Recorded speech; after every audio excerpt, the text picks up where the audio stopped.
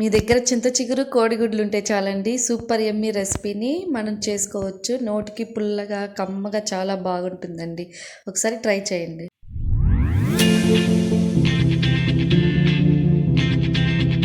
Welcome back to our channel. నేను మీ జ్యోతినండి. ఇవాళ మన రెసిపీ చింత చిగురు కోడిగుడ్డు ఫ్రై అండి. చాలా బాగుంటుంది. మా ఇంటికి దగ్గరలోనే చెట్టు ఉందండి, అందుకని నేను చింత చిగురు కోసుకొచ్చాను. ఇప్పుడు సమ్మర్ కదండి, ఇదే కదా మంచి టైము చింత చిగురుని ఎంజాయ్ చేయడానికి. ఫస్ట్ చింత చిగురులో ఉన్న పుల్లలు అవన్నీ తీసేసి సన్నగా కట్ చేసి పక్కన పెట్టుకోండి. స్టవ్ మీద బాండి పెట్టి కాస్త ఆయిల్ ఎక్కువగానే పడుతుందండి. ఆయిల్ వేసి కోడిగుడ్లను వేయండి. నేను ఒక 6 కోడిగుడ్లను తీసుకున్నాను. ఫస్ట్ ఓన్లీ కోడిగుడ్లని వేయించుకుందాం. అదిగోండి అలా వేసేసి ఆయిల్లో బాగా డీప్ ఫ్రై అవ్వనివ్వండి. కాస్త క్రిస్పీగా కాకుండా అలాగని కాస్త నీరుగా లేకుండా బాగా ఫ్రై చేసుకుందాం.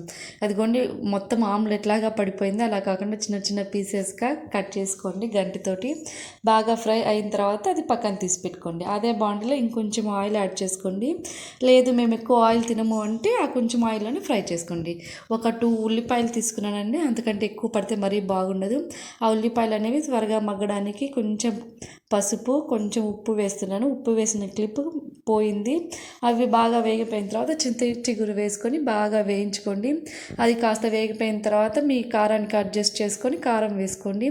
అంతేనండి. ఆ రెండు బాగా ఫ్రై అయిపోతే మనం ముందుగా వేయించుకున్న గుడ్లను వేసి బాగా ఫ్రై చేసుకోండి. ఒక్కసారి ట్రై చేయండి, అస్సలు వదిలిపెట్టరు. నేను కూడా యూట్యూబ్లోనే చూశాను, ఒకరు చేసింటే ట్రై చేద్దాం పోయేదే ఉందని ట్రై చేశాను. టేస్ట్ మాత్రం అదిరిపోయిందండి. నా రెసిపీ నచ్చితే నా ఛానల్ని సబ్స్క్రైబ్